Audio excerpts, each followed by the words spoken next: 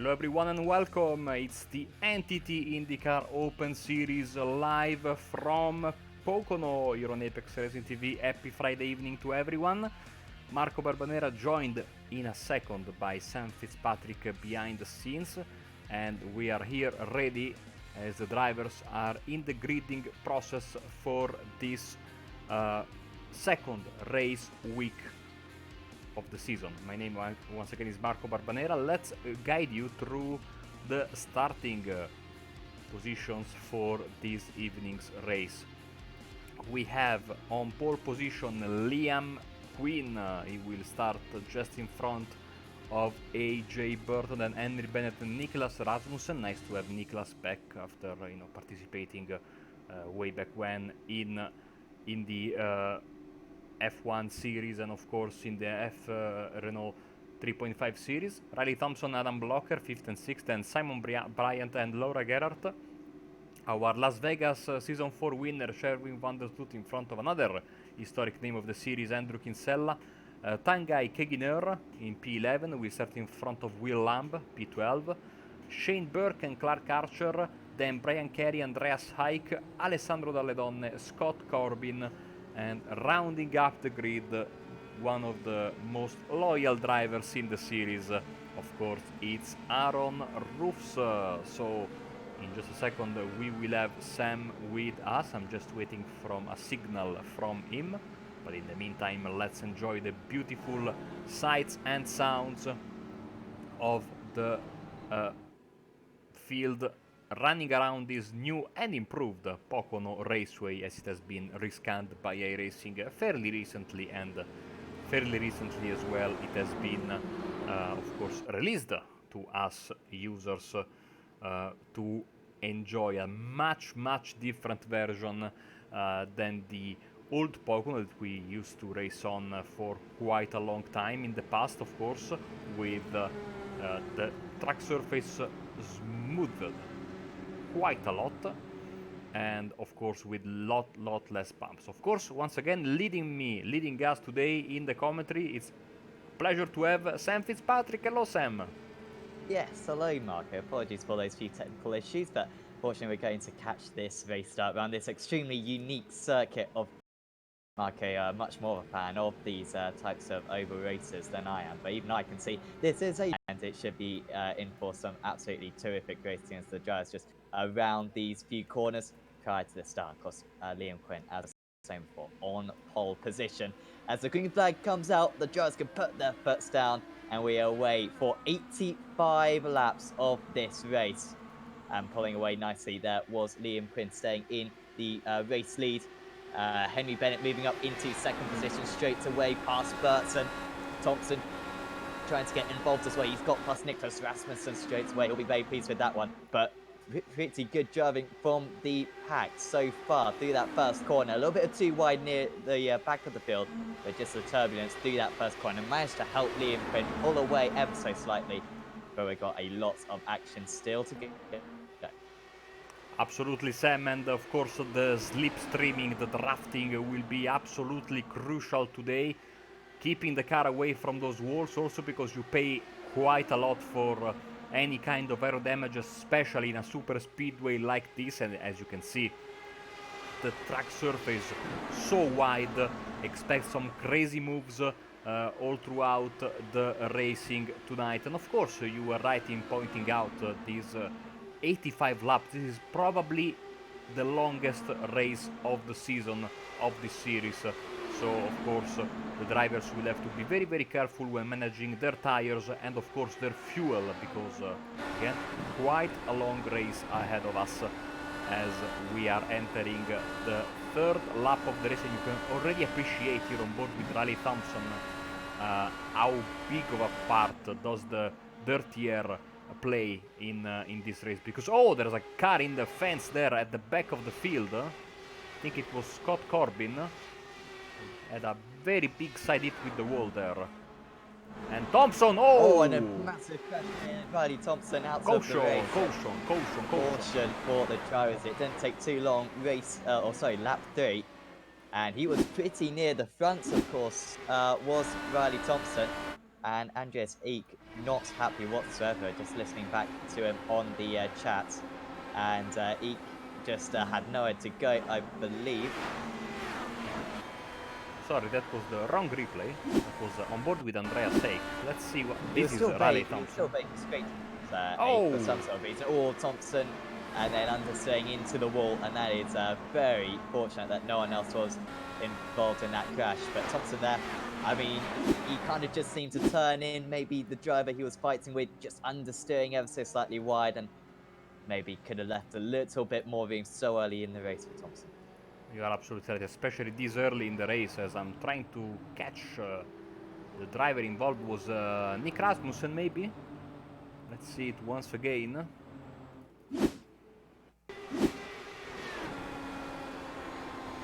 Yeah, Nick Rasmussen was understeering high. Thompson was on his outside, and this is a recipe for disaster, as we can see drivers dodging left and right to avoid the crash.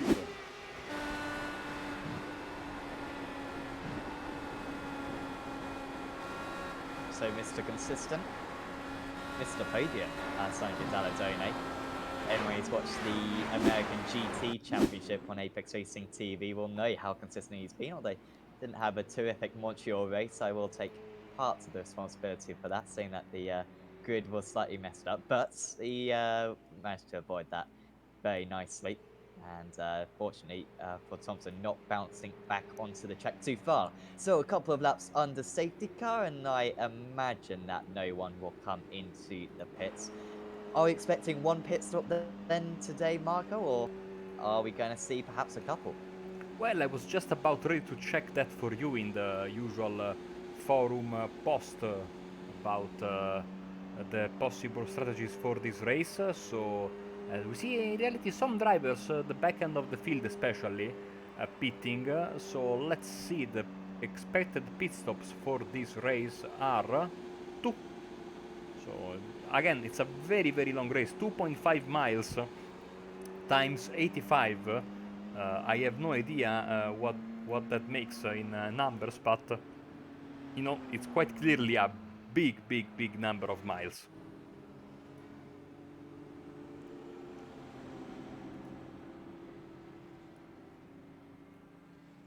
So Shervin Wandersloot, I think, will win the race of pit road in front of Daledon, Lamb, Carey and Burke. Nicolas Rasmussen went in for, I think, a little bit of repairs. Clark Archer, Garrett, Scott Corbin, you can see the right side of his car with a bit of damage. Aaron Roofs is there as well, and of course poor Riley Thompson, his race is effectively over.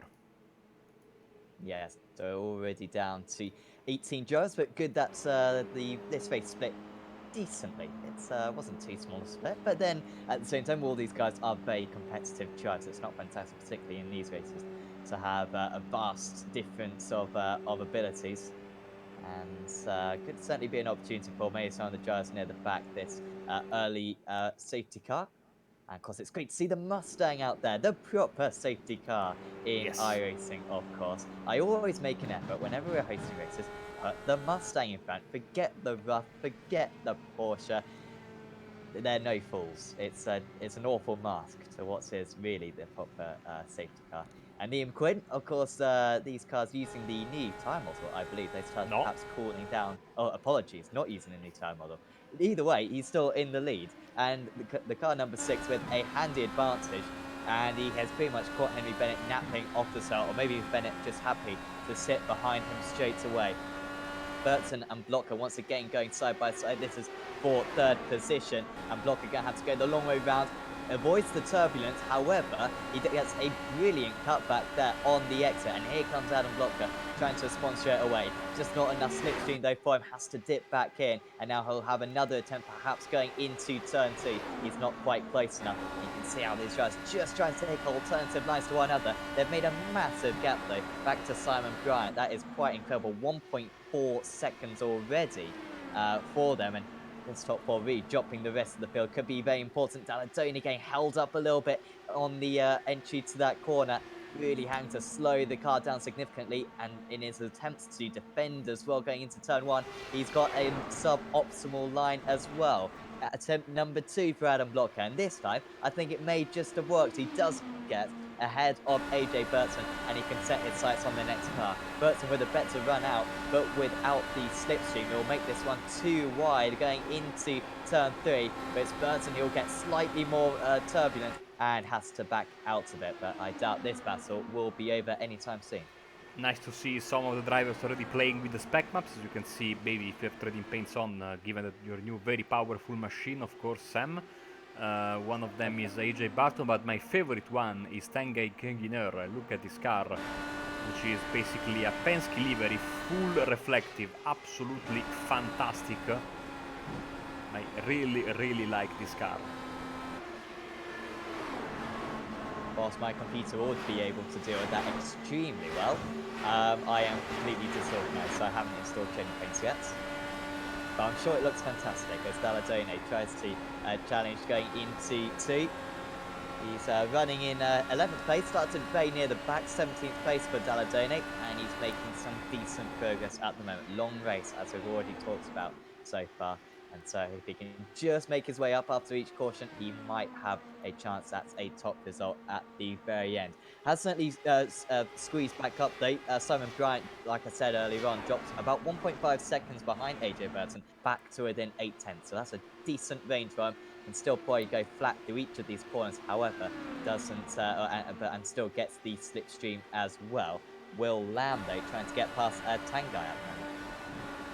Can appreciate how much the track has changed, especially if you remember the old Pocono, which is now free for everyone on iRacing, so I encourage you to go and try it, because it was so bumpy, and the track has changed massively thanks to this repave, much like Michigan has had, as you see Lamb on the slipstream of Keginer, and I think he will be able to bring the move home. Very different line, very wide. Is a driver from the Benelux region, and will Land complete the move. So you are not using trading paints, which makes me sad because we are missing the Casa Barbanera official logo on the number 17 car of AJ Burton, next to the Apex Racing TV logo.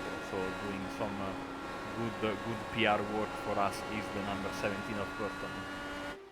I'm also seeing Liverpool FC on his front wing. Yes, he's also a Liverpool fan. That's going to help him a lot as well, because they are absolutely rocking it at the moment. I mean, if there was Norwich City, for example, he'd be winning this race, and if he had Ipswich, he'd be already down in the dumps. But, I mean, still, good to see some support there for him.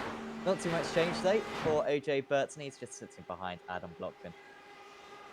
Just preparing these guys. Of course, the tyre is going to be quite important. We want to have nice flexibility for when the cautions come. Brian Kerry trying to make some progress at the moment. Big gaps forming in the field. And Kerry wants to get past Sherwin at the moment. Bit of a gap back up to Tangay at the moment. Just not quite close enough. Might have a go into turn 1. This would be an ambitious move. I think he will probably just lift out of it. Does get his car alongside that. And actually, this could be quite simple for him. Going into turn 1, no worries about this disrupted air from the cars ahead. And he should just about move ahead, at least on corner exit. However, doesn't have the pace down this next straight into turn 2.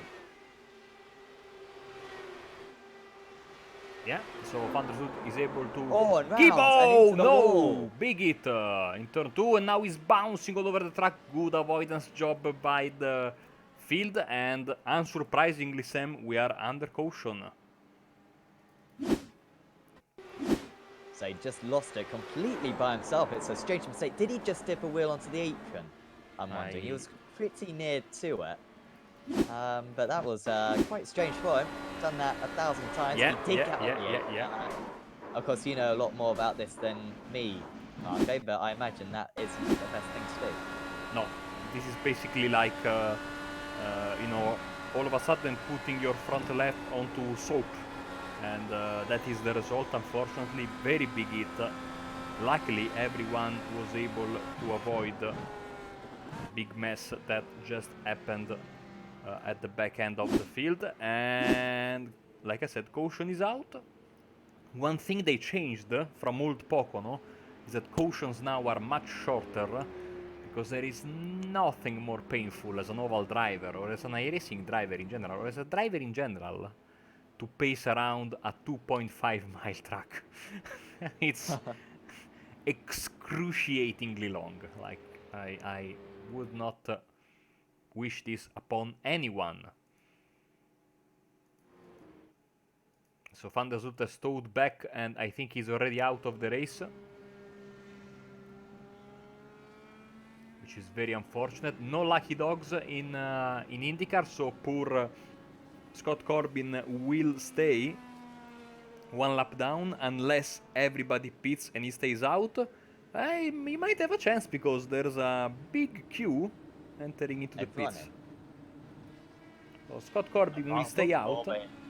If he doesn't pit, because for drivers one lap down, of course, the pits will open next lap, he will be able to go around and take take one lap back, but he won't be allowed to pit should he elect to take the wave around. So, massive queue in the pits. Not a lot of time that you can save. Look at this. That's absolutely like highway, what's the name of the big, is it the M1 around London? Or M25. M25, yes, basically yes. When I do Italian NASCAR Championship broadcasts, I tell that this is like the ring road around Rome, but people would get no meaning from this in an international broadcast, no? So, whereas the M25, world renowned for being congested.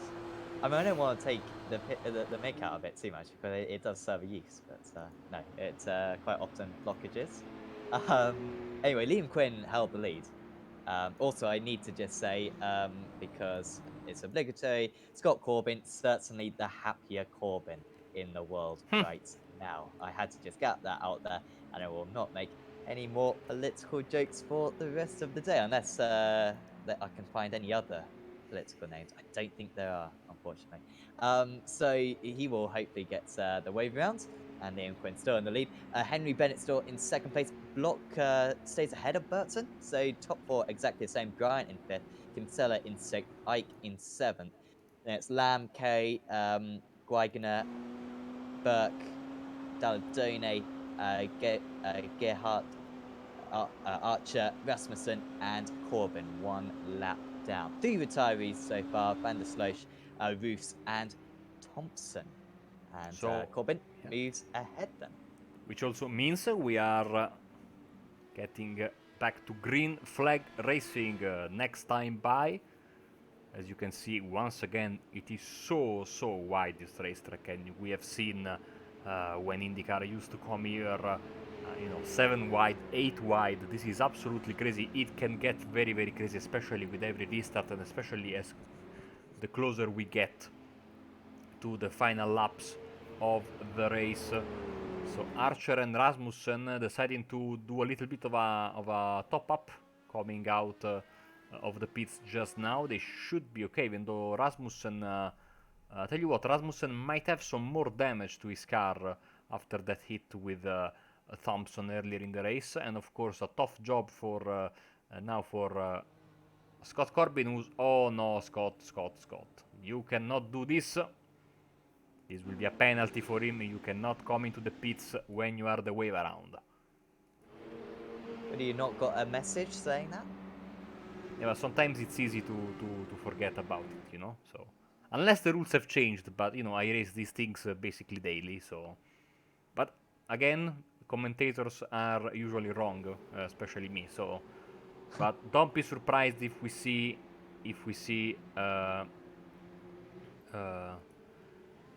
him go back to the pits for... the only saving grace that he could have is that it's very easy to not go a lap down when you pit under a green flag here, because it's such a long racetrack. Sadly, race over for Aaron Roofs, who hit a bump while avoiding the first caution as the pace car is in. Yeah, here we go then.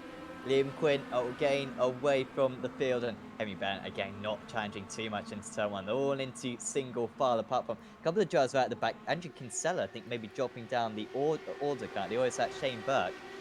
Really having a troublesome start. I think it was Kinsella after all, and Corbin now serving that stop and hold penalty. So he might drop down a lap once again. Quinn, though, this lap 16 of 85, and he has led every single one of them up to this point. Car number one, Henry Bennett, closing him down. This could be his best chance at taking the lead so far in this race, and he is going to try to take it into turn two, and it is Liam Quinn who takes the lead of this race.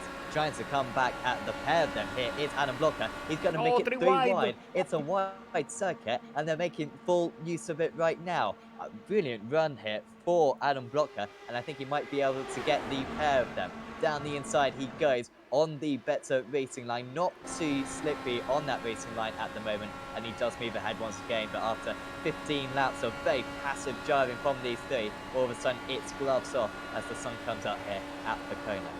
Oh yes, absolutely, and that corner will become very, very slidey the more they go into the tire run, but so far you can do a lot of stuff.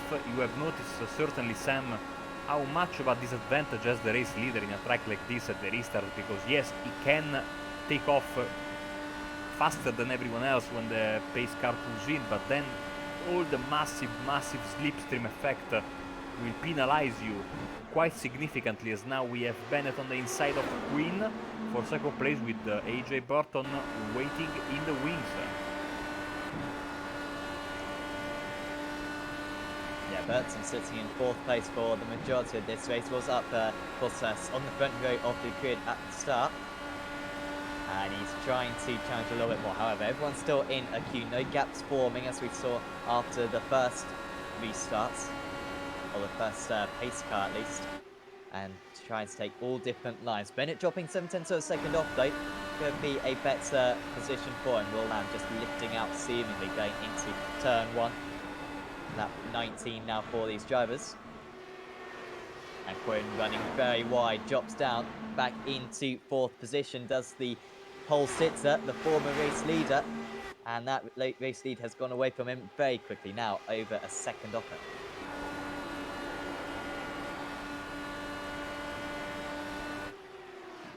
Keep making moves, so the drivers are in the back of the field as well. Tanguy Kigener and Andrew Kinsella, as the Canadian clipping the apron. There, here comes also another interested party in that, Alessandro Valedonne, as Burton gets the fastest lap of the race. You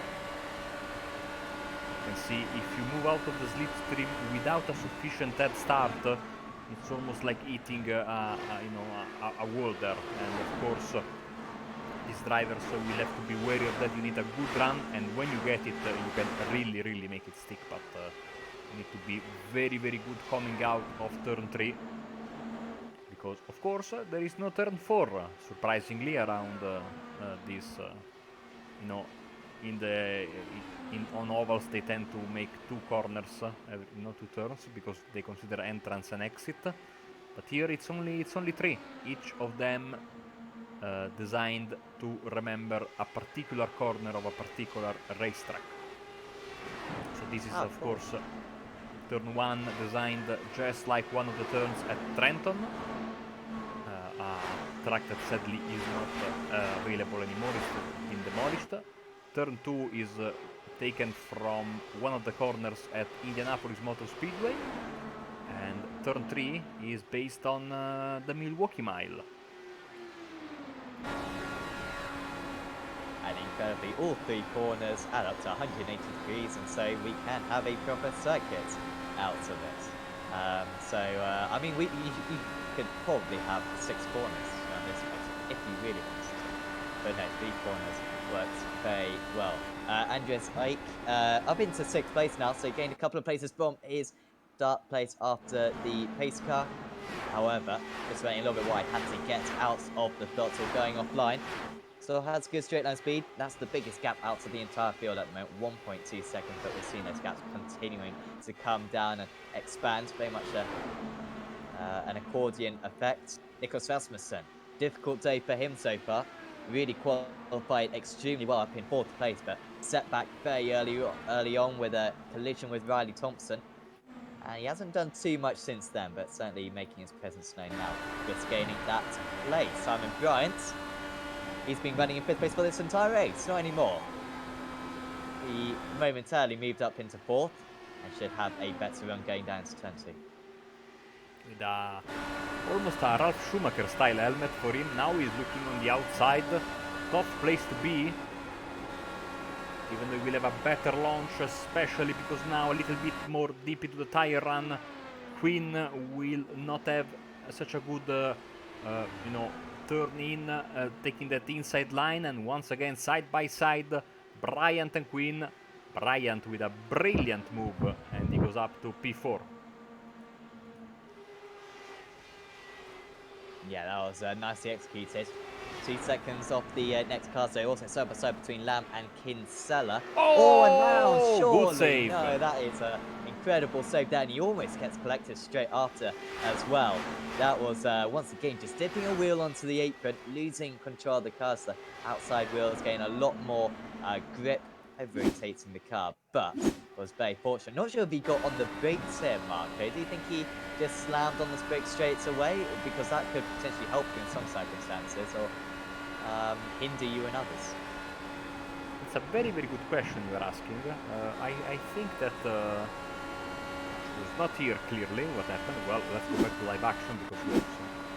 But yeah, so sometimes it's helpful, but of course you have to consider if you hit the brakes that you might, drivers are not expecting for you to brake on all, no? So especially, that was a very, very, very dangerous situation regardless, but sometimes it's better to let the car, slide a bit, lift from the throttle, and try to save the car without slamming on those brakes because, well, in real life, of course, it's not recommended to do so. We'll see with the new tire model when it comes out. The poor old DW12 was the last car in iRacing to get the V6 tires way back in the day, so hopefully this is not a sign of things to come for the IR18. Yeah, definitely. Strange that it would be the last thing that iRacing got decent tyres with IndyCar, but no, hopefully it will come soon. Of course, a few of the overcars already receiving it. Ike's challenge of Rasmussen seemingly coming to an end, and like I said earlier on, Rasmussen, apologies, this is Lamb just ahead. 6 places is Will Lamb, and he's pretty soon on the back of Quinn and Bryant. Quinn now a long way off the lead, after leading the first 15 laps or so. 12 laps since we last had a caution. And so the judge just spreading out a little bit. Still the top 3 separated by less than 2 seconds. Rasmussen trying to make up another place then. Next up, Shane Burke.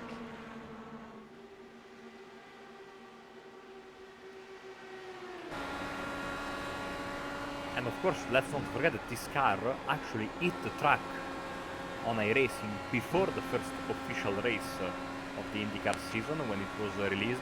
So much like the Porsche Cup car that we got on iRacing before it did its first ever official race. So maybe this is a sign of things that will change.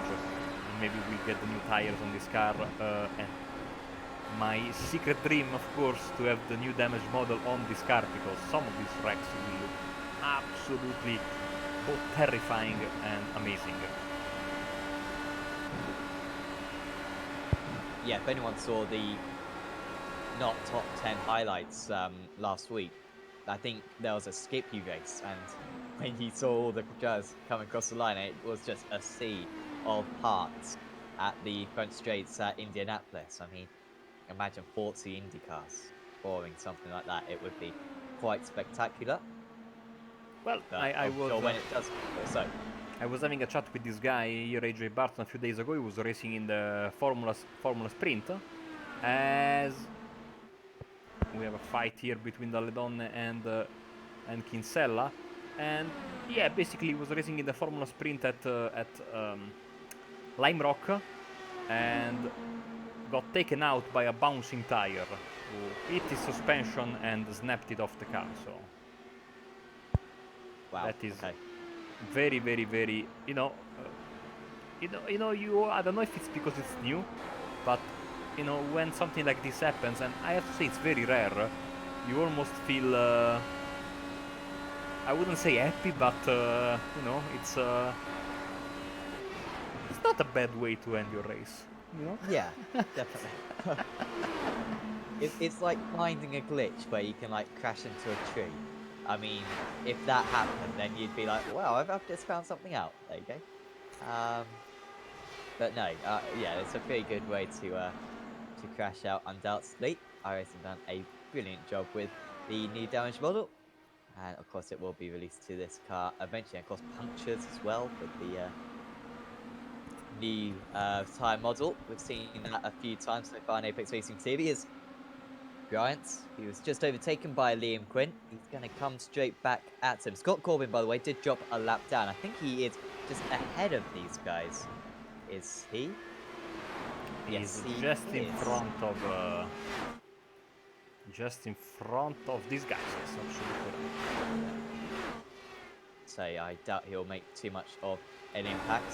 He just needs to rely on some good fortune. Hopefully he'll learn from his mistake. Of course, came into the pits when he got the wave round, which is against the rules. So had to serve an extra penalty, and that's why he is an entire lap down.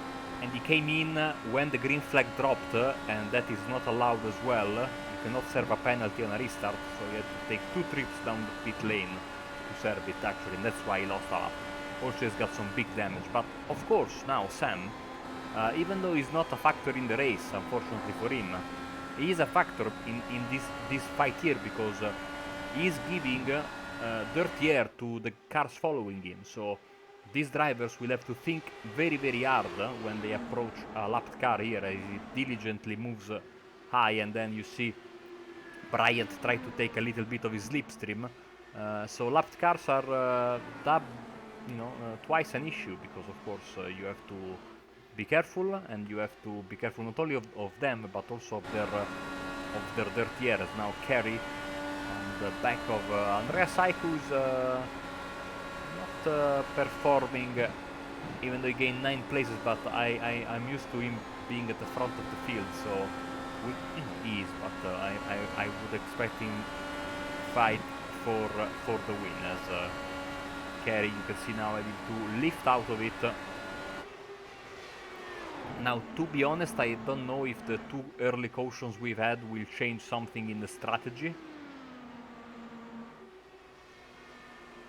Yeah, maybe a little bit less tyre wear, I assume, for these rounds, and of course, less fuel consumption as well, so maybe just getting to a threshold to force a one-stop.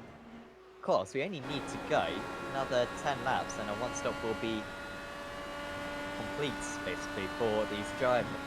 There's not too much fuel saving, seemingly. Maybe AJ Burton saving a little bit of fuel, sitting 6/10 to a second behind Henry Bennett, but Bennett completely lost touch now with Adam Lockhart, car number 3 versus car number 1. Of course, AJ Burton, car number 17. He only just squeaked into the split, and how pleased we are that he managed to get into this split, because he's putting in a superb effort at the moment. Liam Quinn just ahead of Will Lamb, who got past Simon Bryant earlier on this lap. So Bryant just dropping down a little bit. Got the 4th place a few laps ago, but struggling to back that up now, and he's got quite a few cars lining up behind him. Lamb with a very good run here. He's not going to quite make it. He will go for it though, down into turn 1, and no defence offered by his rival. He might not get stuck straight away, and he might just have to dip into the slipstream again, although actually getting his car alongside will have the inside for turn 2 as well. Will Lamb hasn't been as high as 4th place all race long. He's looking very positive at the moment. Still can't get the move done. He does have to dip into the slipstream now. He's going to probably have to come up with an alternative line just to stay out of the wake of his rival. Gets as close to that curb as he possibly can, and he gets a brilliant launch as well. Nice amount of grip for him on the exit, and he will move ahead, Will Lamb. So, very impressive move, and they've kind of invited Simon Bryant back in on the party. Andrea Zaik is into the pits. I was just about to say that green flag stops are always exciting in this series, especially here, because you need to Dalladone. And Caution! he's caused a caution. And he's... Hard into the barrier, and I think he had to take back to the pits as well. Oh, he lost it coming. The tires. Oh, you know, that was very unlucky. He saved the car, but then he hit a bump. Maybe the same bump that killed our poor friend Aaron Roofs earlier. Wow, that is so frustrating. He made a good save, but that bump there was the end of his race. And the happiest man in town is this guy here, because he was spitting. Caution came out, and now everyone else will, I think, pit, and he might inherit the race lead. Well, I doubt he foresaw all of this. However, you know, it was always a possibility that there could be a caution in the next few laps, and he pretty much gambled on that, did Andreas Ike. And he will be the race leader then. So, working very well for him. He'll catch back up to the rest of the pack. It means that we are up to 4 retirees in this race. Scott Corbin a few laps down, though. Do we know why Corbin's now 2 laps? Or 3 laps down, even? Because he was 1 lap down. He's 2 laps down, if I'm not mistaken. Again, I think it's because he had to actually clear the black flag twice, because the first time he came in at the green flag dropping, you cannot do that. You need to wait 1 lap. Yeah, look at that, everyone is in. Blocker just trying to make a little bit of a gap. Didn't really work. So he will be under pressure, undoubtedly. However, on the last time, it was Liam Quinn who was pretty much the fastest. He was the race leader. Didn't really see any change whatsoever as Andreas Ike. I mean, look at this. Completely clear in front of him from the beautiful Mustang pace car. And everyone comes into their stalls now. Ooh, was that Blocker just having to reverse a little bit? I thought he had to move ever so slightly, and that is surely going to be the race lead gone. Well, and Blocker, you had to work hard to get it.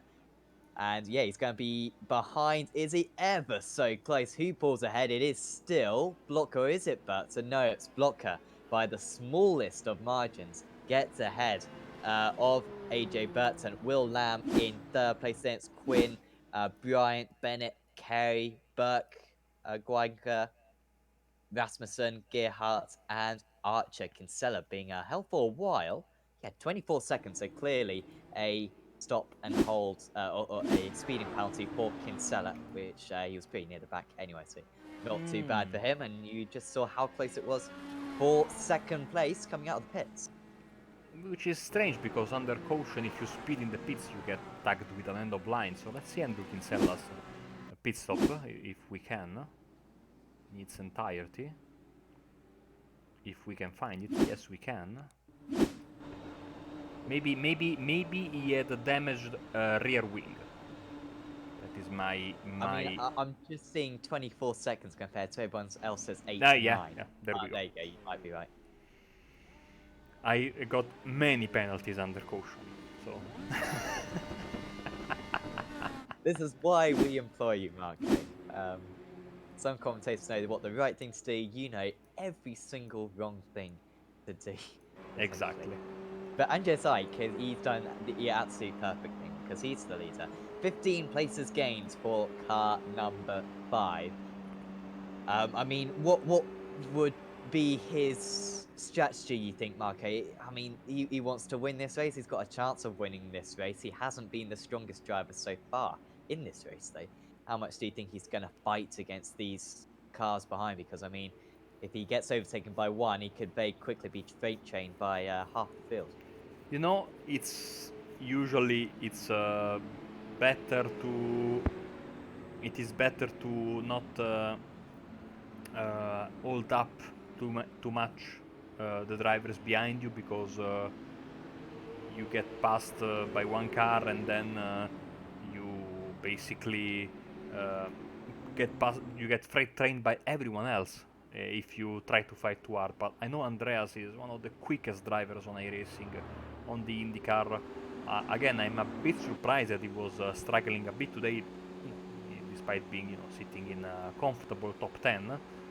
So I think I think he can hang on with these guys, and I know he drives very, very smartly despite being incredibly young. If I'm not mistaken, he's 14 or 15. But he has the maturity of a very, very, very of a much older driver. So let's see. Of course, he has been gifted this, but this is oval racing, and that's why we love it, no? Because things can change in a hurry, and a little bit of luck can come a long way. Of course, then you have to, put this luck to good use with some proper driving. And let's see, Ike certainly has the ability to pull this off as we are about ready to go back racing. Yeah, here we go then. So it seems second place leave a decent gap so far. That time, I think Adam Blocker trying to get as close as he possibly could. The gap is 0.3 of a second as they accelerate from the line going into turn 1. This lap 40 of 85, nearly at the halfway mark. And Andreas Ike is going to have one challenge in front of him to hold back these drivers. But straight away on the attack as well. He can see the race lead potentially coming his way. He's right in the slipstream now. Not too much of a pressure being made on Ike at the moment. And Burton is going down the inside. And we've got another massive caution break. as we've got a car on its side. Will Lamb from 5th position. Slowly moving up through the order, and that is going to be his day over. I mean, he could maybe get that repaired by the He's not the only one, eh? Liam Quinn also got involved in that. Oh, dear. Wow. Okay. So was that Simon Bryant? He made the initial contact. I think you are absolutely right. Let's see it again.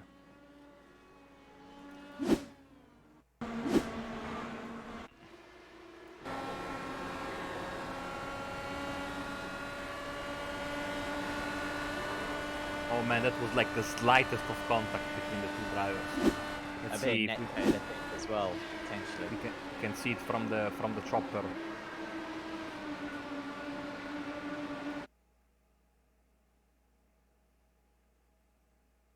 Yep, and just get from underneath quick enough, trying desperately not to make contact, but he causes that, and he takes out 2 of his rivals. Big luck as well. I say big luck. Good driving from Henry Bennett to miss the pair of them. Let's go on board with Will Lamb, innocent victim of this wreck.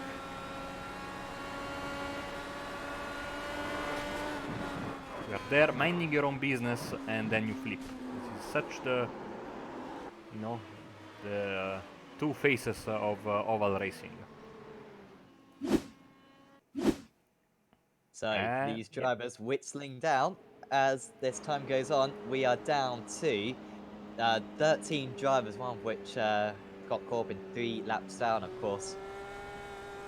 So yeah, we are running out of drivers quite quickly as we are very nearly at the halfway mark. Will Andreas Ike maybe come into the pits? He's not coming into the pits, so they did kind of gesture to him. Adam Blocker maybe just leaving a little bit of a dummy as well. Tanguy Weiner, though, coming into the pits, and a few others as well, including Gerhardt, Archer, Quinn, and Corbin. Quinn with surely a lot of damage. Apologies, that is Quinn. That is quite a lot of damage. Yeah, those cars are not coming back, unfortunately. Yes, so we only have 12 cars. Apologies, I was thinking that Quinn was still in the race, but no. 12 cars remaining then, and only 11 of them are on the lead lap.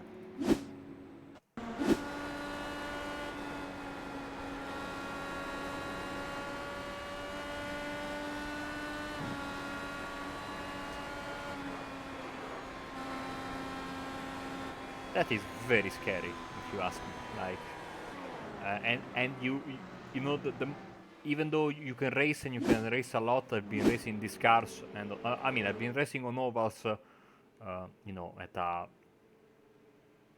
how can I say, not a good level, like a league level, on Papyrus titles since 2002.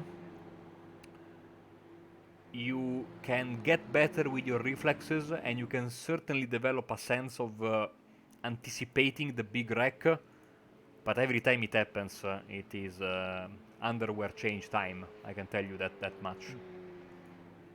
I mean, even though it has a particular sense of accomplishment personally when you can navigate yourself through a big mess, which, by the way, the best way to go about avoiding messes like this, it's not going Days of Thunder through the wreck, but the savvy driver will lift, and by lifting, not braking, lifting, just by lifting, you gain such bigger control over your car, because of course if you're doing 350 kph and you try to steer the car will never steer, of course, no. But if you can lift and just get even 50 kph back, you can quite easily avoid a big mess.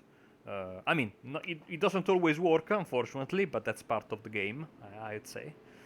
But yeah, good work from Bennett and all the guys behind. They were able to avoid being involved in that. Yeah, nice driving from those guys, and it does elevate them a couple of places, of course. So it was for Aaron Roots then. This is his early wreck, and just as suspected, he hit the Dalledonne bump there, coming out of one as well. So that bump already took out a couple of drivers, which is very unfortunate. Both drivers trying to avoid something bigger. So Aaron told us told us about what happened to him earlier, and we finally got the chance to go back and see what happened. So sadly, he was out of the race basically straight away in that very first caution that we have had. Focusing on AJ Burton, not just because he has our logos, the Apex Racing TV logo and the Casa Barbanera logos on his car, but also because despite being a big IndyCar racer on iRacing, he has had terrible luck since we went back to the Friday night broadcast last season. So I'm surprised he's still holding on after 43 laps. I mean, last week his race lasted 5 corners, so he had a brake failure on his setup. So hopefully this time it goes better for him. So green flag then for the 4th time in this race. Andreas Ike straight away, pulling away, but only quarter of second place. It's even closer than it was on the last restart. AJ Burton trying to challenge second place, going into turn 1. There goes Burton, and he is up into second place and can set his sights on first place as well. Did he just have to lift out of turn 2, though, did Burton? I don't think he did, as once again, and not really challenging Ike down this next straight. Here comes Burton, though. Great pace for him. Goes to the outside. He's going to have a tremendous launch on the run 2-3. However, he almost gets boxed in by Adam Blocker. Here comes Burton once again. He just cannot quite get that move done as that inside line becomes a little bit less grippy as the race goes on.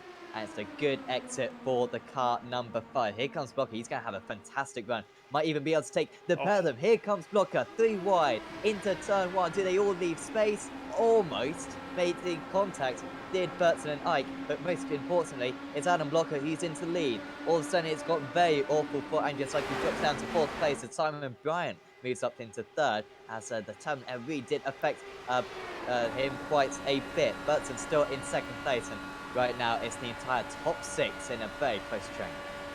Absolute madness as we are hitting the 40 laps to go mark. So basically, yeah, we are at the halfway point of this race. Good move from Blocker there. Ike still holding on to Bryant in 3rd place. Bryant with no damage apparently after that big wreck that we had a few laps ago, which again, it was completely, I wouldn't say it was a racing incident, I'd say. So good An for innocent. him. Yeah, I mean, yeah, at these speeds, especially at this speed, of course, the lag contacts get worse the faster the cars go, and this is the fastest car in iRacing, basically, no? So this is the fastest combination of oval racing and IndyCar. So it takes just a little bit of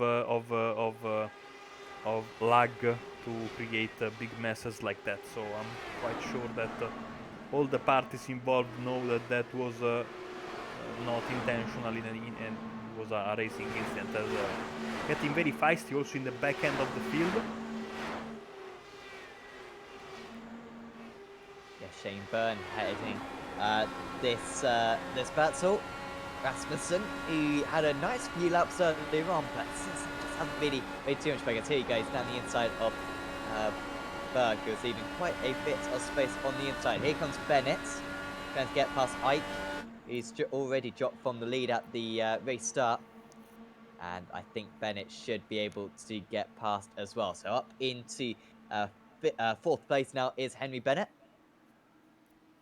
He is 9/10 of a second behind Simon Bryant. So going to struggle to close that gap too much, but if the just ahead start biting as they inevitably will, you will certainly be right back into the mix, and you will expect there to be at least another caution of what we've seen so far in this race. Rasmussen getting past. Nice line taken by him through turn 2, and he's up into 9th place, perhaps the highest he's been ever since that first wreck, which started off this caution train in this event. Next up him, Shane Burke. Basically, that is the grandstand camera that iRacing has provided to us, so we can have we can see the whole of the track in one shot. Blocker with 0.8 of a second over AJ Burton and Simon Bryant in third. And we still have a big fight here between Gerhardt and Rasmussen.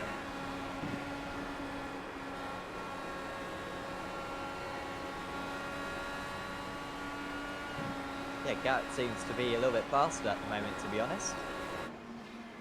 As Kinsella. Like another place, yeah, Kinsella. Who had that pretty awful pit stop, of course, and that was actually at the last caution, I believe. So he was right at the back, I think, at the start of this quarter. He's up into 5th place. He's one of the fastest drivers out on circuit. That last lap, he did actually outperform the 2 drivers now in front of him. So Andrew Kinsella, a little bit quiet so far today, but first time he's been in the top 5, and he's only half a second behind Henry Bennett. There is our race leader Adam Blocker for Power Slide. His teammate Henry Bennett is sitting in 4th position. Then we have Simon Bryant for Sadie, and of course AJ Burton for the I5G group with Casa Barbanera sitting in 2nd place.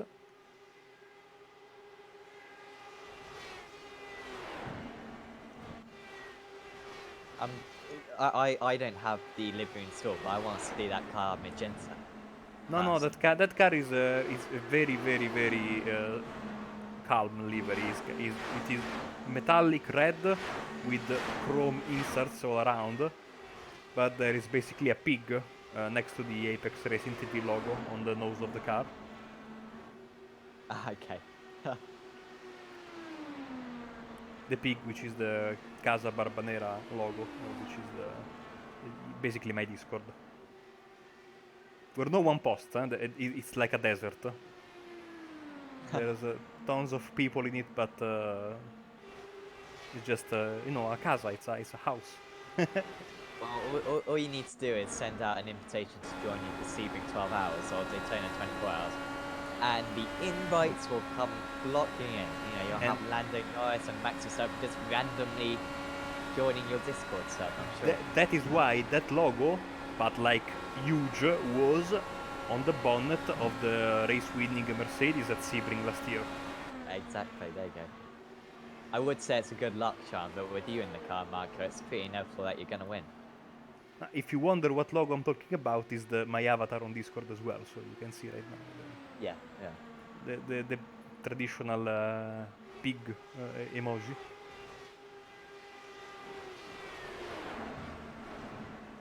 You can hear some of the drivers go one gear down as they enter turn 1 and 2. This will become more and more the common approach as these drivers go through a stint, because the car doesn't turn, especially when you're in the draft of someone. I guess the racing or the inside line is getting a little bit more slick. Will it? So will we see drivers maybe taking the high line at some point in the race, even if they are in cleaner? Yeah, absolutely. Of course, especially when you are trying to shave it as close as possible with tires and fuel, the more you You know, the more you force your car into a very tough line, the more you will burn fuel and of course destroy your tires. So you can see it. For example, you can see now Gerhard going down to from 6th to 4th, so going down 2 gears. And even in NASCAR racing, sometimes drivers will use a 3rd gear and then put it in 4th on the straight, because this is such a unique oval. You know, it almost works like a road course more than an oval, because you have 3 wildly different corners, and even the straights, they are different. There are some parts of the track which are really narrow, like this turn 2 right here, and of course then you have the massively wide front stretch. So again, it's a very unique racetrack, and it poses some challenges. In a sense, I miss the old one, because those bumps were you know, treacherous, and at the end of a race, you really you could hear your even if you use a very low force feedback like I do, you could hear the wheel fan, you know, going like crazy, trying to cool down the mechanical parts of the wheel. But now that we don't have the bumps, these cars can really express their full power around the racetrack, you know, especially when you are in clean air, because both on the old track and the new track, when you are in the draft of someone, especially in the open series, which we have every different setup, every car has a different setup basically, and of course the dirt air works differently depending on the setup that you have and the setup of the car in front. You will really suffer. Let's see, Bennett here going into turn 1 and shifting down to 4th. Now back to 5th on the backstretch. There he is, and then keeping 5th. I'd guess up until the entrance of 3. Just a lift here. Yeah, we can't get any closer to Simon Bryant at the moment. You can kind of see how it's frustrating for him, and he's trying to take a slightly alternative line, getting out of the disturbed air, but the straights here at Pocono just not long enough for him to really make a strong impact. As you were saying before, Marco, it's almost like a road course, this. So difficult to really make too many moves. Brian Carey, 1.5 tenths of a second behind Andreas Ike at the moment. Ike leading the race, of course, about 15 laps to go at the last caution.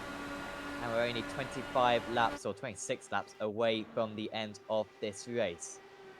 Kinsella still in 4th place then. And this is getting to the point now as sorry, is this the move from Kinsella Try to see what happened, because he went past Ake, then he went past Bennett as well.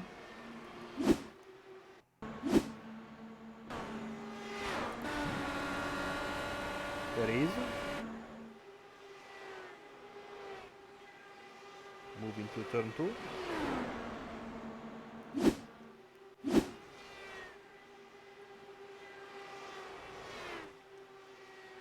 Our race leaders. Yeah, go ahead. I was just going to say, looking at the last time that these drivers pitted would have been 2 cautions ago. So lap 38, and of course there was a caution period. So might be able to go to the end of the race from here. Marco, would you say that the fuel might just be able to nudge them to 85 laps? I don't want to make a fool of myself, but I say no. I think they will have to stop again. Of course, it will be fantastic if we maybe get a caution with 5 to go.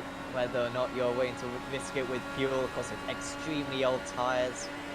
We could invite a few of these drivers near the back of the field to get in on the Nicolas Rasmussen. Now behind Laura Gerhardt. They used to have been having a battle for many laps ever since the last restart. And I think Rasmussen should be able to respond straight away here. Decent exit from 3, although a little bit late to really get a lot of overspeed. Goes to the outside as Rasmussen, maybe just a sign that That inside line becoming more and more treacherous, that these drivers are preferring to go around the outside now at this time of the race, and that is pretty easy for Rasmussen. Will be a much better launch coming out of 2. I think just Gerhardt just getting a little bit of turbulence as well from Burke ahead. And now just that little bit of fighting through his first couple of corners, and Tangai really closes in as well just behind. Of course, the most recent driver to pit, so if we do need to, if we are marginal on fuel, then he might be fancying his chances. You know, also now that I think about it, it will become. Now we are in that range of, turn 1 becoming more and more dangerous with cars you will see start sliding left and right. So we'll have to keep an eye for that. Of course, if you bounce on the inside, the caution shouldn't come out. Oh, you see? Why? At least I'm good for something, you know? This is why I really wanted to broadcast this series together with Austin, because at least I can pretend I know something. You can see Laura Gerhardt, who stopped on lap 41, sliding there coming out of turn 1, so yeah, a caution might be closer than what you might imagine, as we're about to have a fight for 3rd place now. Yeah, Kinsella's been fantastic in this stint. By the way, Rasmussen and Gerhardt still going. To be fair, they're just swapping places every single time. Way too deep, seemingly. Oh, look at that, Shane Burke. Oh, wow. Shane Burke. Turn 1 becoming really tricky now. A big slide. I crashed there so many times, Sam. And now, of course, Burke with a big slidey head, really slowing down and forming a queue behind him, because of course he lost tons of momentum. You can see Gerhard Rasmussen and Keginer all behind him, and here we go. Gerhard going for the pass on the inside. Easy peasy. Here comes Rasmussen as well. Of course, careful, because the tires V6 don't like being slid around, as we know. As in front of them, we have, I think, Hike and Kerry, with Andreas Hike getting the position back after, I think, several laps. Burton is in the pits. So, he is hoping for a caution right now. That could well be the correct move, although if there was a caution, then he would be on less fuel.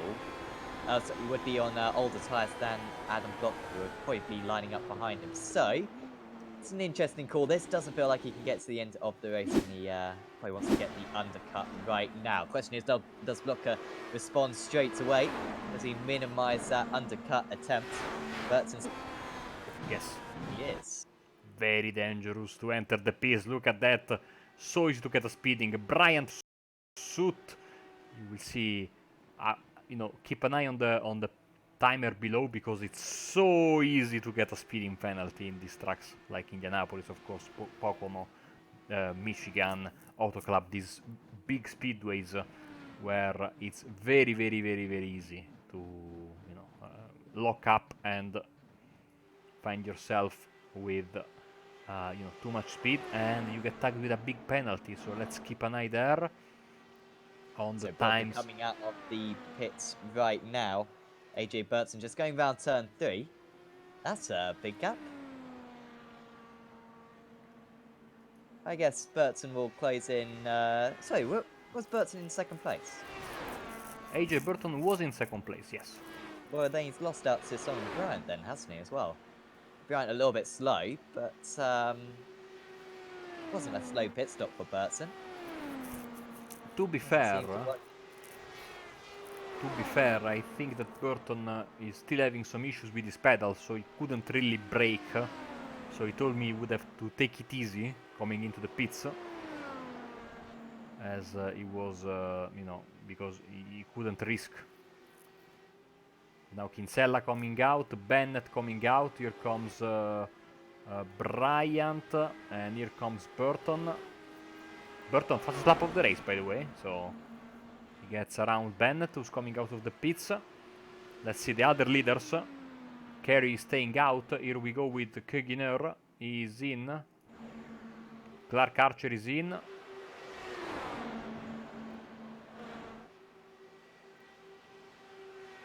Craig and Air couldn't get to the end. Most recent pits, undoubtedly it's a slam dunk that these guys are going to have to come into the pits. Man, I'm on a roll tonight, strategy-wise and Yeah. prediction-wise. Unless Brian Kay can pull off the impossible and do a bit of a... was it Alexander Rossi where he did the last lap on no fuel pretty much and can pull off that. Unfortunately, he doesn't have the luxury of such a large gap, and I think even if he doesn't pit and can go full pace, I think his tyres will probably let him down a little bit, will Kay. Gerhardt actually closing quite a bit. Good pace right now for Gerhardt. He's dropped Rasmussen quite considerably. 17 seconds they've got to Adam Blocker. Of course, a caution for these guys would be decent, I imagine, because they'll be on slightly fresher tyres. But I guess that's just their mentality right now. You know, go as far as they possibly can, pit for tyres, have the fresher tyres for the end, and if there's a caution, then I'll certainly help them quite a bit to catch up to the rest of the pack. But certainly aren't going to challenge the race leaders as it stands. On a shorter oval, all coming into the pits. On a shorter oval, you really need to think hard about when to pit, because you go automatically 1 lap down, if not 2, and then you are 2 laps down, 1 lap down, the caution comes out. You are in a bad situation. So here at Pocono, that part of the strategy is not, especially because, you know, track position is not that important here. You can make moves. So Blocker, Kinsella, Bryant, Burton, Bennett, the top 5. Brian Carey is coming out, but here comes Andrea Syke, of course, and bringing with him a lapped car. So here comes Carey, here comes Gerhardt, Keginer, with a lot of speed, of course. So he's in front of Rasmussen. And that should be the pit stops done. I'm looking at Laura Gerhardt coming into the pits 5 times in this race. Archer's come into the pits 6 times. You compare that to the top 6 in this race, all pitted 3 times. So I'm not quite sure why he pitted on pretty much every caution, I guess, Clark Archer, but doesn't seem to have been the best strategy for him. Currently sitting in 11th place, 12 cars on the lead. That's still Scott Corbin, of course, lapping around there, but he's now 4 laps off the lead after a few misdemeanors and I think quite a bit of damage on that car as well. He is lapping over a second off the pace. But if it continues like this, looking extremely good for Adam Blocker to take his 2nd race win of the season in this series. And it will be very helpful for him in the points championship. 4.4 seconds lead is massive around a racetrack like this. I'd say that if I'm not at the front of the field, I usually pit at every caution, because unlike real life, we don't pay for tires and fuel. So if there is nothing to lose, fill it up, and for fresh tires on the car, you cannot go wrong. But if you're at the front, of course, you want to maintain the slightest edge possible on your opponents, then you don't pit. You only pit when you really, really need it. So, yeah. I once did races with 7, 8, 9 pit stops. Usually, as we see Bennett go for a move here, so Burton might drop down to 5th place after all, after having you know, a good restart last time around, and you know, having a good strategy, stopping earlier. The undercut didn't pay off for the reasons I explained earlier, but Bennett cannot complete the pass. So I was saying, basically my strategy, especially when I know I'm not one of the quickest drivers and I'm not at the front of the field, is to basically pit every time I can in the first half of the race, and then the second half of the race start playing you know, the strategy game, because you know, you always want to pit when you can, and then you don't want to risk not pitting early and then having a massive green flag run, and then you come to the end of the race basically running around on you know, on chewing gums instead of tires, and of course no fuel. Yes. Yeah, it's quite interesting that the variance. Of course, Archer has been near the back for the majority of this race, so it's the same, like not too much to lose for him, pitting at every caution. Meanwhile, these top guys have managed to pretty much stay at the top. Certainly the top 6 have all been the drivers in the top 3 positions at any point of the race, along with, of course, Liam Quinn, who led the first 15 laps or so. That feels like a while ago. And Will Lamb was running well as well, and of course Riley Thompson as well, fighting for a podium very early on, but 71 laps down on this lap 75. Closing in a little bit are these two, Burton catching back up to Brian Kinsella, making very much a comfortable second place now. Been a very impressive second half of the race for Andrew Kinsella, who wasn't doing too much in the first half, but slowly made his way up in this second one. And it is getting closer and closer to the possibility of there being no more cautions in this event. Because they've all pitted relatively recently, so their tyres shouldn't be too bad, shouldn't be chewing gum as Mark was saying earlier on, but very hot track temperature out here today, 42 degrees. It has dropped a little bit as we move past 4 o'clock in the afternoon, but still very tricky scenarios for these drivers today. I also don't know what this state is. What's PA? Pennsylvania. Aha. We are in the picturesque region of the Poconos. So what's PE? PE? I assume so surely Pennsylvania surely this should be PE, not PA. Is there a PE in the USA? I know. think so. I know PEY in Canada, Prince Edward Island, but not in the United States. But I might be wrong. There are a lot of American viewers in the chat, so if you know, let us know. Yeah, why is it called PA and not PE?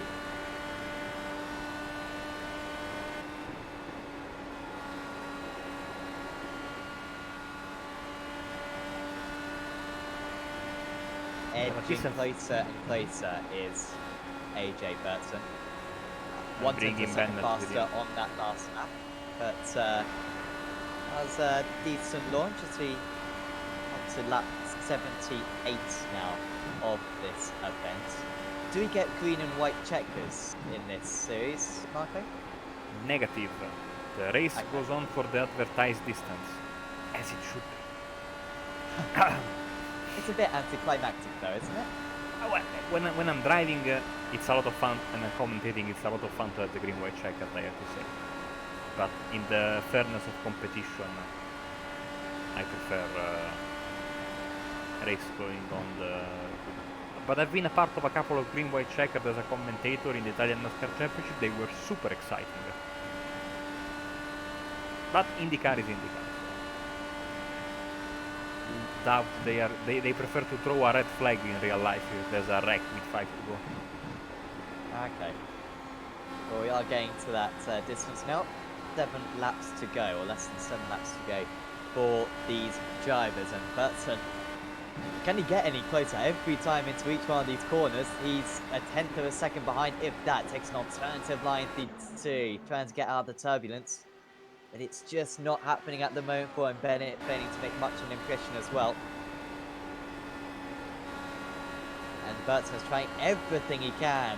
But that time, D3 really did not work out for him whatsoever. Falls nearly half a second off his rival. Also got Ike versus Kay. These two battles seem to be the closest ones towards the end of this event. Dirty Air now playing a massive part as we are entering basically the final 5-6 laps of the race. You can see on the mini-map that Blocker is keeping a nice pace. I don't think he will come into contact with Shane Burke there, who is about to get lapped. As really I was expecting a bit more from Ike once again, but you know, he comes home with 6th place, so it's not a bad result at all. Let's go back to this fight for the podium, because now Burton, of course, you know, it ebbs and flows, of course, depending on how you take the corners, the dirty air, etc. And now they are once again super close to each other. Yeah, Benson run that time for Burton. He might have a brilliant chance here going into turn 2, the fastest corner on the circuit. Here he goes down the inside, and that is Burton up into 3rd place. However, going to try to respond straight away as Bryant. This is important that he responds straight away because we saw how difficult it was for Burton to get past. Might be tricky for Bryant as well. He takes a wide line and does drop off by about 3/10 of a second. Here comes Bennett as well, as we start to see a little bit of the draft being compromised with that line. Just about staying ahead though is Bryant ahead of Bennett. Burton though, he seems to have a little bit better pace. And of course, Bryant going to have to get used to taking these alternative lines just to get out of the draft. 3 to go at the end of this one. Yeah, I dare say the next caution will end the race. So it's massively important to have track position. Also, are you willing to risk then basically giving away draft to your opponent if you move ahead too early? So Burton has checked out from Bryant. Bennett needs to make the move as soon as he possibly can. See the tires, you can hear the tires squeal, asking for mercy as they go to third one. Here we go. So turn 2 once again. It works well for Burton, doesn't work for Bennett, and that severely compromised his momentum as well. Good news for Bennett though, Grant pretty much losing all of that draft from AJ Burton ahead. Here comes Kerry as well. Oh, is that into the wall? Surely for Andreas Ike, it certainly was a poor exit for him. And turn 2 is the best chance for these drivers. It's the exit of one where maybe they're a little bit vulnerable. They're side by side. Because it's important to see who got across the line first there, because that could be the situation on the last lap. As we move on to the penultimate lap, of course, we see Adam Blocker already halfway around this circuit. Such is his advantage.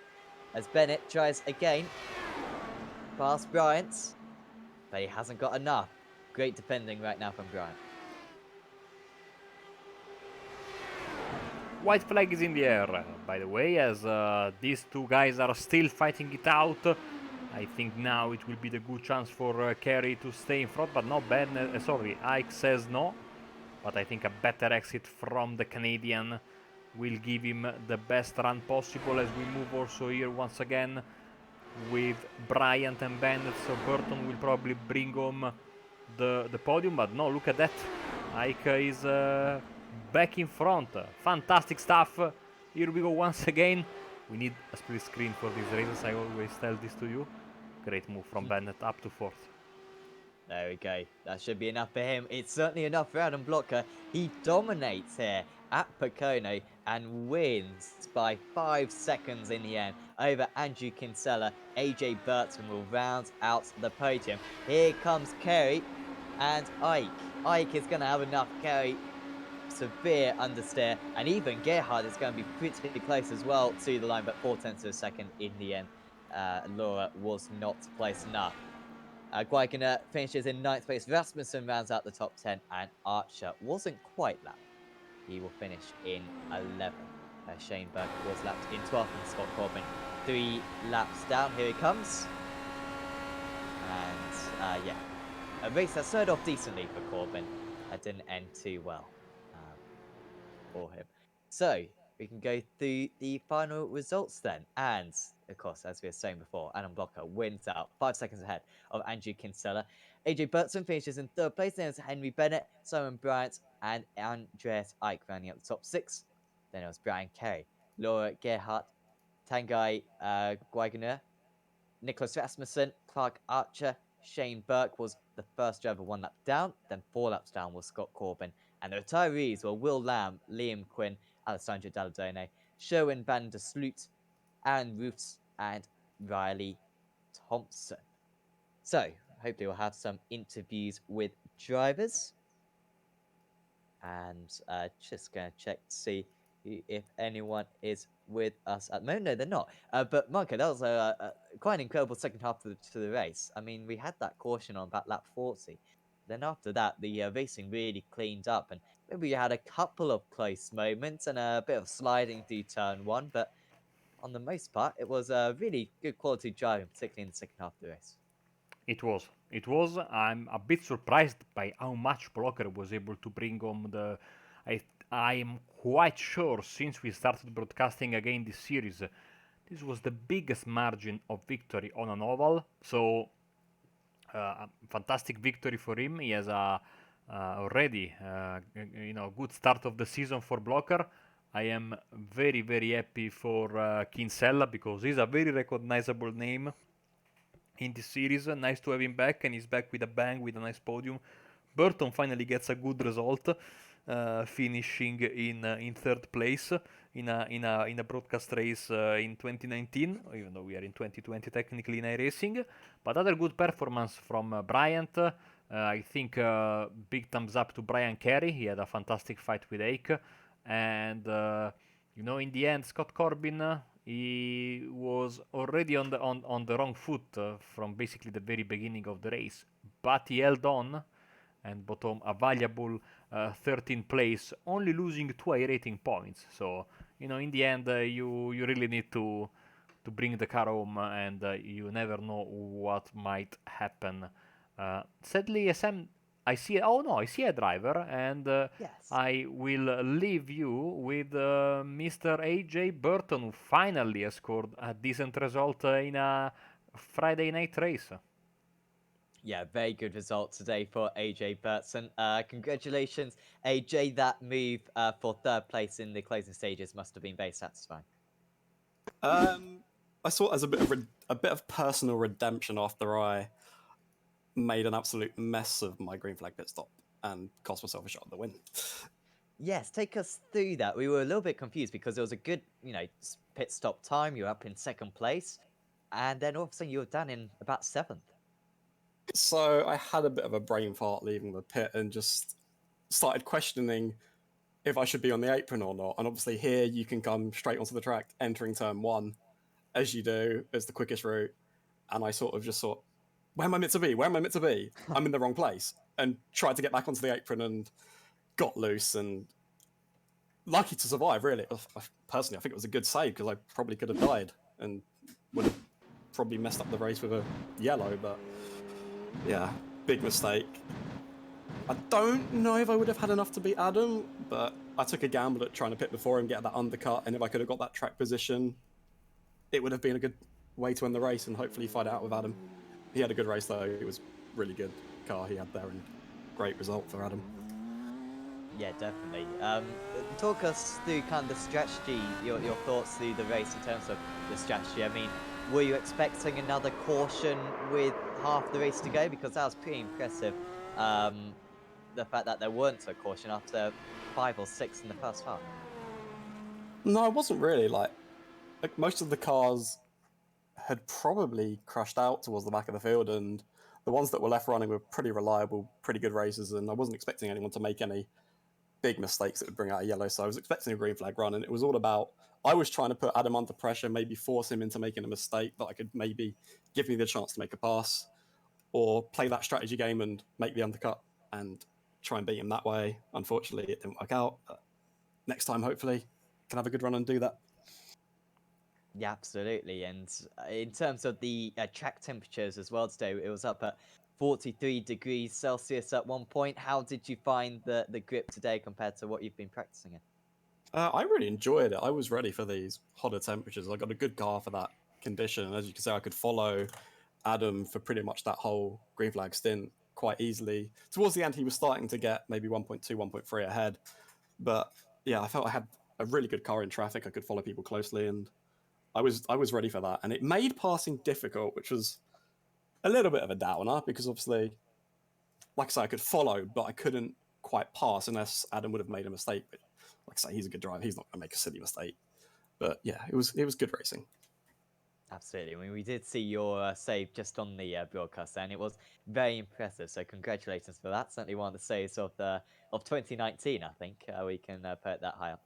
But before we let you go, AJ, is there anyone you'd like to thank? Just thanks to the guys at i5G for help with the setup. Michele, who normally spots me, wasn't there tonight, unfortunately. I think he'd gone out to McDonald's. for some reason. And thanks to you guys for bringing us the broadcast. I know Marco, Austin, you work really hard bringing us these races, and I really enjoy having you guys to do it. Well, thank you very much, AJ, and best of luck for next week. Cheers. So that was AJ Burton, and Marco, who are we going to have a chat with next? Yeah, suddenly the interview room is absolutely packed with drivers. So let's bring, of course, the race winner, Adam Blocker. Hello, Adam. Hello, how's it going? Doing fine. How about you? With, I guess, pretty happy with this race win, no?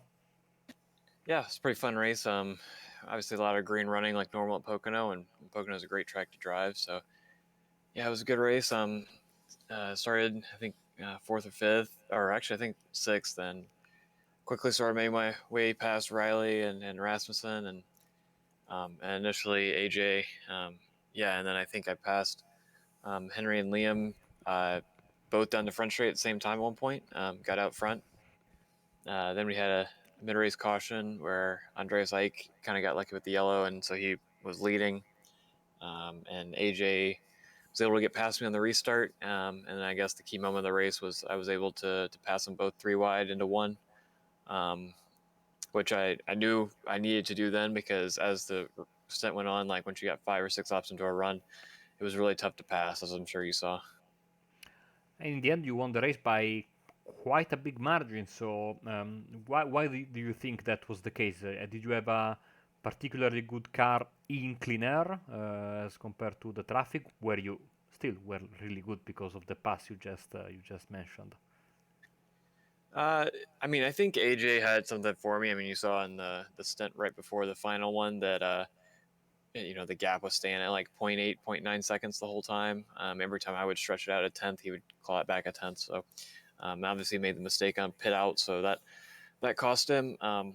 And I think Kinsella, my teammate, had just as good of a shot, like as good a pace as me, but he just didn't have track position early, so it took him a while to get through the field. Once he got there, I already had a lead. So, I mean, our car was definitely strong. I would say it was us and AJ, which is Broken Arrow. I would say that our two teams definitely had the best long run pace. But yeah, so it was a combination of setup and also me making the right adjustments over the course of the run. Next week, will you be around for Spa-Francorchamps? Yeah, looking forward to it. Should be interesting. We don't get to race it that much in this car. Obviously, it's a really fun track, and hopefully we get a lot of European participation that we normally. Awesome, Adam. Once again, congratulations for the race win. Before we let you go, anyone you'd like to thank?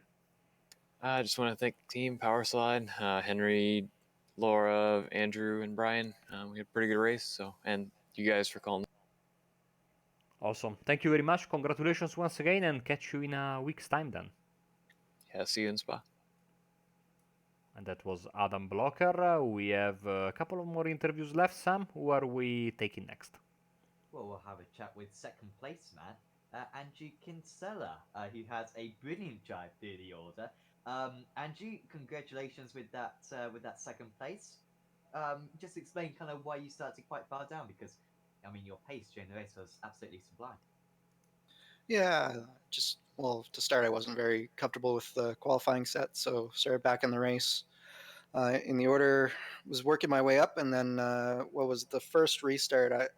It's been a while since I've done an open race, so I accidentally left my fuel map in fuel map 8 and lost about 6 places there. Had gotten 4 of them back, and then I clipped the apron in turn 1 there, and looked like my teammate Brian had some netcode contact with me, and then on the next pit stop, the car felt fine, but on the next pit stop, I had a 15-second repair that I had to take care of, so that put me at the back again, so had to drive from 12th to 2nd, and man, I wish there had been a caution there. Could have really been interesting between me and Adam.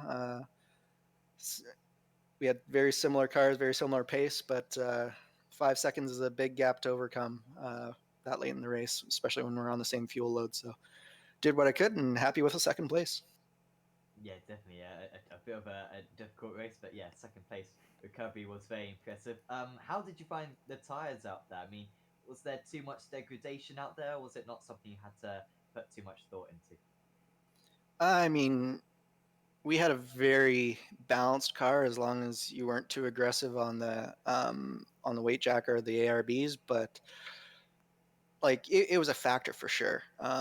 You had to think about, especially as you got later in the run, will the car stick as I put it underneath someone, would it not? But overall, I think the key was having a balanced car, and once you had that, you could be pretty confident about what your car was going to do. And as you saw, I was able to make some passes even later on in the run, past my teammate Henry, past a few drivers late in the run. So I think we probably had a better set to deal with the conditions than most, and that definitely helped. And next up, of course, we head to Spa, a completely different circuit. So, of course, any oval. So, are you going to be taking parts in that? And are you feeling quite confident about that circuit? I'm probably going to take part. Yeah.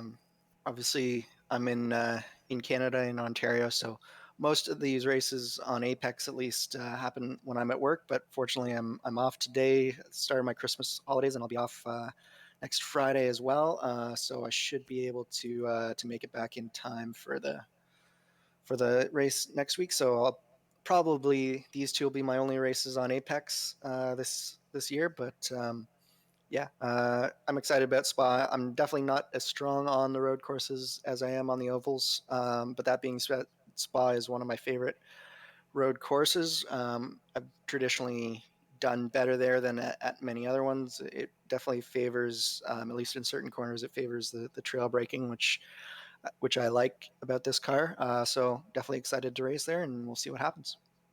Well, I certainly wish you the best of luck for that one, Andrew. Before we let you go, is there anyone you'd like to thank?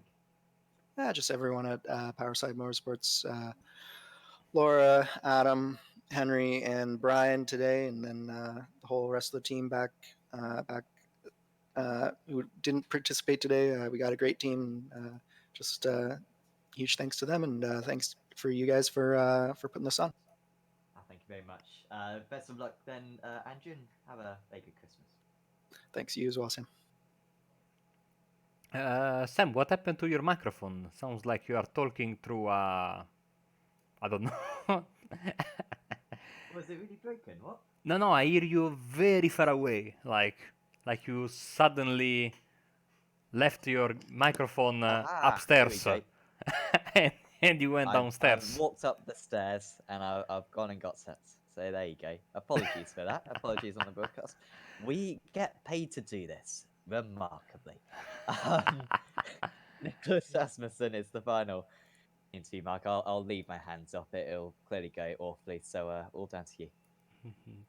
Here we go with Nicolas Rasmussen. I was about to ask you, Nicolas, first of all, welcome to the booth, about what happened in that first caution there, but reading from the YouTube chat, seems like you want to make an apology. Yeah, thank you for bringing me in here, first of all, so I can actually come out and make this public apology.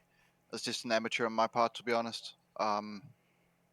Still lacking experience on the ovals, and I think in an attempt to be cautious, entering a bit too low, carried too much speed, and slid just a bit wide there. And obviously collected Riley Thompson. So just want to make a big apology about that.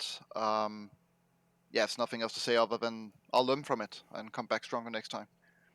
We know that you are, of course, a specialist of open wheel cars on road courses. So yeah, I mean, the learning process is, I can completely understand that. So don't feel too bad about it. Of course, it's never nice to end someone else's race, but we all learn from mistakes. And next week, of course, if you want to race with us. We are much more closer to your element because we will be racing in Spa. Are you planning to attend? Oh yeah, I'm gonna make the whole season. Might miss 1 week later in the season due to work issues, but yeah, I'm here for the long run. So what about Spa-Francorchamps? What do you expect it is going to be Spa with this car? I mean, I think it should be a good race. Obviously, it's not somewhere that the Indy cars would normally go, but I got some experience there from the Grand Prix days. So hopefully I I can personally get a good result, and I think it's going to be a blast. To be honest, I think it's going to be a track that's going to suit this car very well indeed. So I think that's something not only I look forward to, but a lot of drivers. It's going to be good fun. Thank you very much, Nicolas. Before we let you go, anyone you'd like to thank?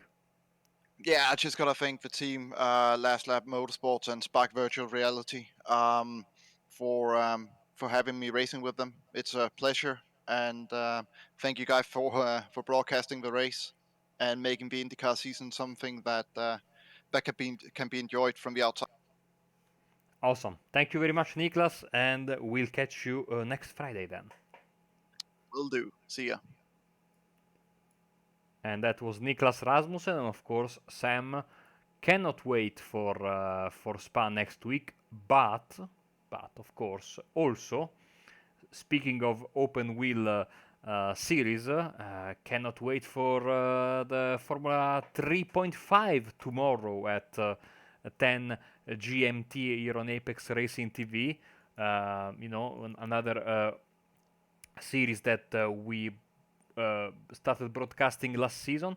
And this season, of course, not only it is back, but it will be on the iRacing Esports Network tomorrow. Now, of course, I think you will skip that one, but I think it's some. Are you doing it?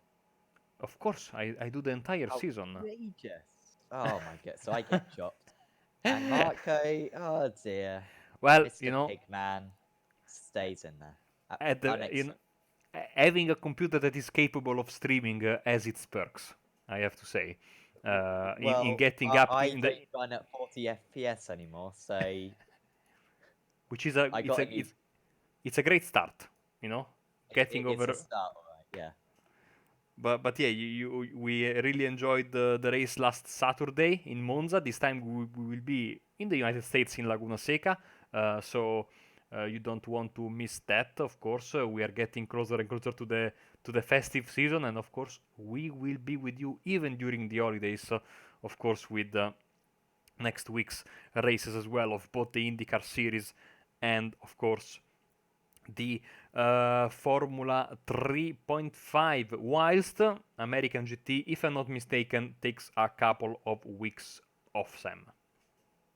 Yes, they will do. Also, AOLTC pretty much off. So we are very much heading into the festive period, but do subscribe to Apex Racing TV and the iRacing Esports Network because we will be back up and running, all guns blazing for January, where plenty of new series, of course, will be popping up left, right, and centre. So that'll be very good. And of course, as Michael was saying, we've still got a lot of visual series as well. And we will be broadcasting next week. We'll be on the 27th, I believe, next week. What is the date today? It is the 20th, 20 Yes. plus 7. It's 27. So yeah, it will be Yeah. broadcasted, of course. So we will certainly do broadcast tune for also that. on the 24th, at least for us in I'm Europe, not because sure. yes, see. I think we will have the early morning IMSA race, which I'm not sure if we are broadcasting. oh that. yes, because yes, it is 24th evening in Australia, not 20th. I get all the time zones messed up. So to avoid any confusion, just check our Facebook page, our YouTube page, and the Racing Esports Network's YouTube page, so you know when we will broadcast, because sometimes even ourselves don't know when we are broadcasting. But that is of course to be expected because we are such a varied team from all over the world, and again, time zones are not my strong suit. It is tough enough to deal with GMT and GMT plus one in the winter. Then, as you might imagine, in the summer, things get very, very crazy, So, but yeah, one thing's for sure: IndyCar and Formula 3.5 will be back next week. So we will be with you for the final few broadcasts of the 2019 calendar year. Absolutely. So do tune in for them. And if you like this video, certainly do leave a like on it. We would mega appreciate it. So from me and from Marco, we'll say goodbye and we'll see you next time.